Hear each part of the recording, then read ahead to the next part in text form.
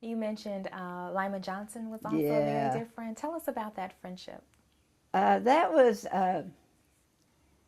he was really my mentor. You know, he sort of took me under his wing And to Lyman T. Johnson, who Lyman, was yes, a graduate of the University of Kentucky, yes, after he filed a lawsuit lawsuit, himself. dealt with the Kentucky Day Law. Yep. And he was the president of the NAACP for a long, long time. And he sort of took me under his wing, and he kept talking to me when I'd get real hot and bothered. He'd try and tell me to tone it down a little bit. You know, don't let that German temperament out of the box. And he always had a different point of view, which is so important to people who do any kind of work, to hear as many points of view as we can.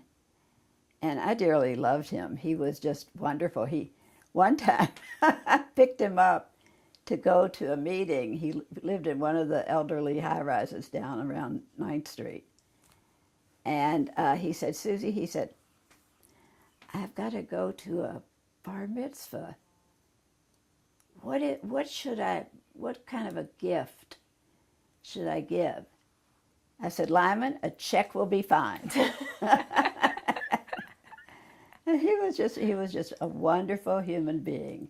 He was a very, very strong advocate for both the NAACP and the Kentucky Civil Liberties Union. And we worked long enough that we got to be friends. And he came over for dinner one night, and I don't know how many of the kids were still around or were at home. But after dinner, he went into the family room with who was there and started talking about what it felt like to be the grandson of a slave. And I thought that was an invaluable experience for my kids because, you know, the longer you stay in a place, the farther you get from the origins, your roots. And it was really good for them to hear that. Now, you mentioned then the next Next night. night, their grandfather, my husband's father, who was from Russia, came over. He was sent out of Russia when he was 9, shipped to the United States where there was family in New York. And the reason he left was that there was so much anti-Semitism in Russia.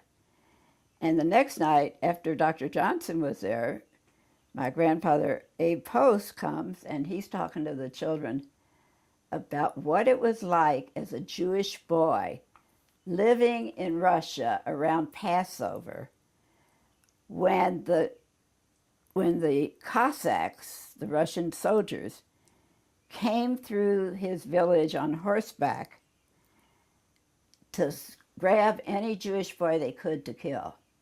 And his mother had floorboards in the floor that she could push apart, and it was a hiding place in which the two sons could fit when the horse beats came through town. And so he tells my sons about that.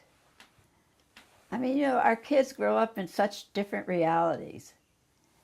And you can read about something like that and it doesn't mean anything to you, but when somebody talks about their having the experience, it means a whole lot more.